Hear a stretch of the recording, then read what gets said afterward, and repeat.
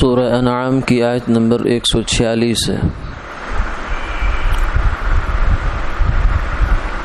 اعوذ باللہ من الشیطان الرجیم،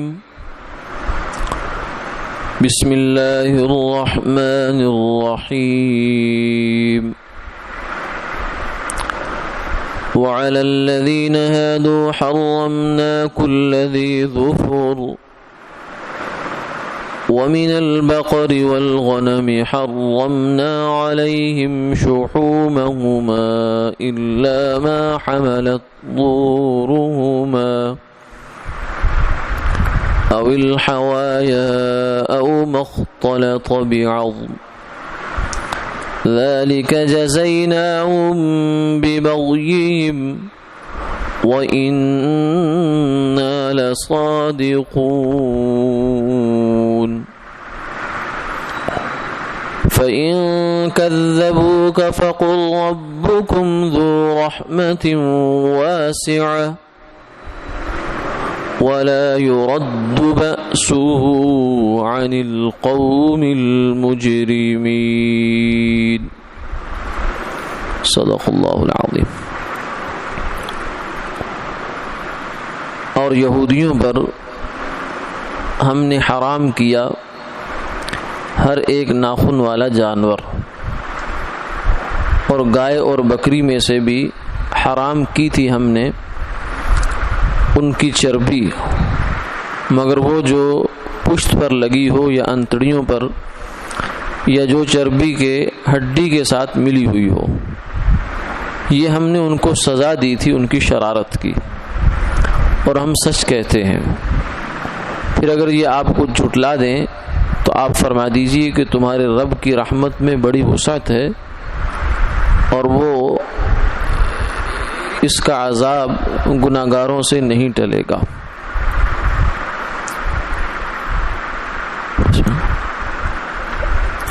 گزشتہ آیت میں مشرکین مکہ کے جواب میں یہ فرمایا گیا تھا کہ تم لوگوں نے جو اپنی جانب سے کچھ حرام کر لیے جانور اور کچھ کھیتیاں، یہ اللہ نے تو نہیں کیا تھا۔ اللہ کے ہاں سے جو حرمت کا حکم ہے وہ تو یہ ہے، مردار ہو، بہتا ہوا خون ہو، خنزیر کا گوشت ہو، یا غیر اللہ کے نام پر جانور ذبح کیا گیا ہو۔ اس کے بعد آج کی آیت میں یہ فرمایا کہ ہم نے یہودیوں پر بھی چند جانور حرام کیے تھے اور کچھ چیزیں حرام کی تھی کھانے پینے میں، لیکن وہ ہم نے کی تھی، از خود ان کو اختیار نہیں تھا کہ وہ اپنے پاس سے کسی چیز کو حرام قرار دے لیں، چاہے اس کی وجہ کوئی بھی تھی، لیکن حرام حلال کا اختیار ہمارے پاس ہے۔ چنانچہ اس اختیار کو استعمال کرتے ہوئے ہم نے ان پر کچھ چیزیں ایسی بھی حرام کر دی جو صرف انہی پر حرام تھی۔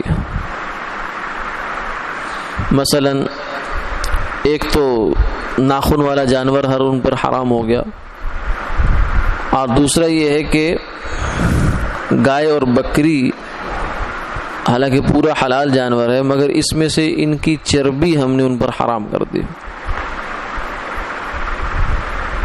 چربی نہیں کھا سکتے۔ اتنا صرف اس کو چھوٹ دی ان کو کہ وہ چربی جو پشت پر لگی ہے یا انتڑیوں پر ہے یا ہڈی کے ساتھ لگی ہوئی ہے، چونکہ یہودیوں کا ایک مزاج تھا، جیسے آگے آ رہا ہے ذالک جزیناہم ببغیہم، وہ بہت انبیاء علیہ السلام کو بڑی ستانے والی قوم تھی۔ یہ پیچھے ہم سورہ بنی جو ہے وہ سورہ بقرہ میں بھی دیکھ چکے ہیں ان کا حشر، کہ انہوں نے انبیاء کے ساتھ کیا کچھ نہیں کیا، قتل تک کیا ہے، بہت ستایا ہے جلیل القدر انبیاء علیہ السلام کو۔ تو اس قوم کی فطرت میں شرارت، بغاوت، سرکشی اور اس طرح کی چیزیں تھیں، تو ان پر جو احکامات آتے تھے پھر وہ بھی اسی طرح کے ہوتے تھے، یعنی جیسی روح ویسے فرشتے، جیسے لوگ، جیسی ان کا مزاج، جیسی ان کی حرکات، اسی طریقے سے ان پر آنے والے احکامات۔ اب دیکھیں اللہ رب العزت ان کا امتحان عجیب لیا کہ کہا کہ یہ جو دریا ہے، جو سمندر ہے، جو بھی جگہ تھی، اس کے اندر سے ہفتے والے دن مچھلیاں نہیں پکڑنی تم نے، اتوار کو پکڑ لو، پیر کو پکڑ لو، باقی 6 دن سارے جائز ہے، گنجائش ہے تمہارے لیے، لیکن ہفتے کا دن تم نے اس میں کچھ نہیں کرنا۔ اب ویسے تو کیا اللہ تعالیٰ کے نعوذ باللہ خزانے میں کوئی کمی آ رہی تھی کہ مچھلیاں کم پڑ گئی تھی اس لیے اس نے کہا 1 دن روک لگا دو؟ نہیں، ایسی بات نہیں ہے، وہ تو اس کے تو خزانے لامحدود ہیں۔ یہ ان کا امتحان تھا، آزمائش تھی ان کے لیے۔ اب دوسری آزمائش یہ بنی کہ ہفتے والے دن وہ مچھلیاں خوب ایسے اوپر پانی کے اوپر آ کے اچھلتی تھی، کودتی تھی، بالکل ایسے اوپر آ جاتی تھی، جبکہ باقی دنوں میں وہ غائب ہو جاتی تھی۔ یہ ایک امتحان تھا۔ یہ امتحان بسا اوقات ہمارے اوپر بھی، اس امت پر بھی آتا ہے، افراد پر کبھی کبھی۔ وہ ایسے کہ آدمی جب حلال کمانے کی نیت کرتا ہے تو اسے لگتا ہے سارے دروازے بند ہو گئے، اور حرام کا دروازہ ایک پہ ایک کھلا ہوا لگتا ہے، اس کو دکھائی دے رہا ہوتا ہے۔ اب جو تو اس امتحان میں رہا ثابت قدم، اس پر تو پھر اللہ تعالیٰ کا کرم ہو جاتا ہے، لیکن جو پھسل گیا وہ پھر پھسل گیا، اور پھر آزمائش کا شکار ہو گیا، پھر وہ ساری زندگی اسی ادھیڑ بن میں لگا رہتا ہے، وہاں سے نکل نہیں پاتا بیچارہ۔ تو یہ ان کا امتحان تھا۔ انہوں نے پھر کیا کیا؟ ہیلا۔ اب صحیح بات تو یہ تھی کہ اس امتحان سے گزر جاتے، اللہ نے ان کو حرام کر کے کیا لینا تھا، لیکن انہوں نے طریقے اختیار کیے۔ انہوں نے یہ کیا کہ مچھلیاں پکڑتے نہیں تھے، وہاں اس دریا سے یا جو بھی جھیل وغیرہ تھی وہاں سے چھوٹی چھوٹی نالیاں بنائی، نالیاں بنا کے آگے چھوٹے چھوٹے حوض بنا لیے، گڑھے بنا لیے، اور اس کے اندر پانی کو چھوڑ دیا، تو وہ مچھلیاں پانی کے ساتھ ان گڑھوں میں آ جاتی تھی۔ پھر اوپر سے پیچھے سے روک لگا کے بند کر دی۔ اب وہ گڑھوں چھوٹے گڑھے تھے تو وہاں سے تو بڑے آرام سے پکڑ سکتے تھے، تو وہ پکڑ لیتے تھے۔ اتوار کا دن جب یوں ہی نکلا، وہاں سے مچھلیاں پکڑ کر لے لی۔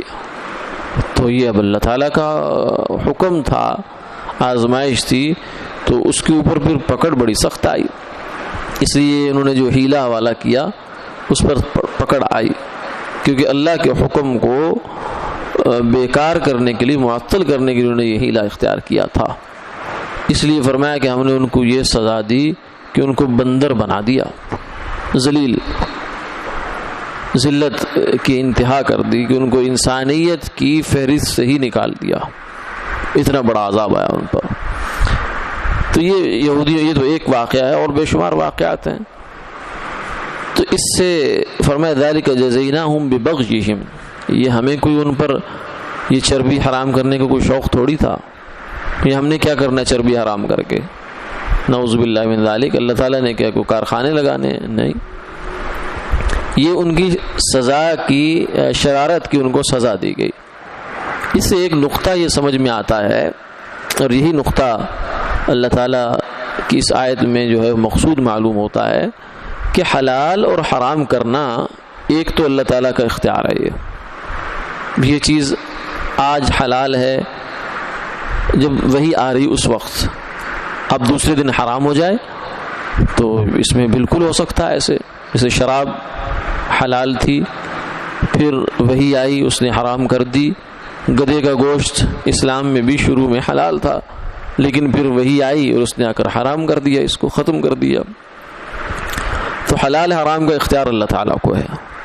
اور دوسرا جو اس میں نقطہ سمجھنے کا ہے وہ یہ ہے کہ کسی بھی چیز کے حلال حرام قرار دینے کی وجہ کوئی یہ ضروری نہیں ہے کہ وہ جانور کے اندر یا اس چیز کے اندر ہی کوئی مسئلہ ہو، کہ بہر صورت وہی اسی وجہ سے حرام ہو کہ چیز غلط تھی۔ مثلا شراب حرام ہوئی کہ اس میں ایک وجہ ہے، عقل خراب کرتی ہے آدمی کی، یا کوئی اور جو ہے وہ درندوں کا گوشت کھانا حرام ہو گیا کیونکہ ان کے اندر گوشت میں مسائل ہوتے ہیں اس طرح کے، یا اور کوئی موذی جانور ہے اس کو کھانا حرام ہے، زہر کھانا حرام ہے کیونکہ اس میں نقصان ہے انسان کا کھانے سے۔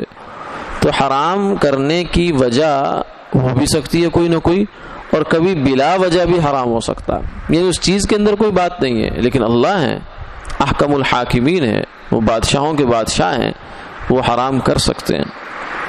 جس چیز کو آج انہیں حلال کیا کل حرام کر دے, کون پوچھ سکتا ہے ان کو؟ لا یسأل عما یفعل وهم یسألون.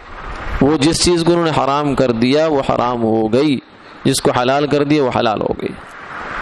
اب اس میں بات جو اصل ہے وہ یہ ہے کہ ہمیں پھر اپنی عقل سے, لولی لنگڑی عقل لے کر اس پر اعتراض کرنا ہمارا نہیں بنتا. جب بس اتنی بات ہے کہ اللہ نے حرام کر دیا, بس ختم کہانی. اب کیوں کیا, کیا وجہ ہوئی, کیوں کیا کا سوال تو تب ہوتا ہے جب اللہ کو ہم نے پابند کیا ہو کہ آپ جی وہی چیز حرام کریں گے جس کی ہمیں سمجھ میں آئے گی, باقی چیز آپ حرام نہیں کر سکتے. نعوذ باللہ من ذالک, ایسا تو کوئی بات ہے نہیں. اللہ تو شارع ہیں اور وہ وسیع اختیارات کے مالک ہیں, وہ جو چاہیں کریں. تو اس لیے کئی دوست, کئی لوگ مسلمان بیچارے سادہ لو, وہ اس چیز کے فکر میں پڑ جاتے ہیں کہ جی یہ فرمائیں کہ خنزیر کیوں حرام ہے. پھر کچھ لوگ جو ہے اس کی وجوہات بھی دینا شروع کر دیتے ہیں, جی خنزیر کے گوشت میں یہ ہوتا ہے, یہ ہوتا ہے. وہ پھر لوگ آگے سے پلٹ کر یہ کہتے ہیں جی عیسائی تو کھاتے ہیں انہیں کچھ نہیں ہوتا, فلاں لوگ کھاتے ہیں انہیں کچھ نہیں ہوتا, تو آپ ایسی چیزیں بنائے جا رہے ہیں. یا پھر اور سود کیوں حرام ہے, سور حرام ہے, سود حرام ہے, کیوں حرام ہے. تو یہ سب سوالات جو ہیں یہ بنتے نہیں ہیں. اللہ کے حرام حلال, ہاں یہ جاننا آپ کا حق ہے مسلمان کا کہ اللہ کا حکم ہے یا نہیں. جب پتہ چل گیا کہ اللہ کا حکم ہے تو اب اس پر سوال نہیں بنتا. جو آدمی اللہ کا حکم جاننے کے بعد پھر اس پر سوال کرتا ہے وہ بڑی خطرناک جگہ پہ کھڑا ہو جاتا. اسی لیے ایک بزرگ تھے, ایک عالم تھے, ان سے کسی نے پوچھا کہ سود کیوں حرام ہے.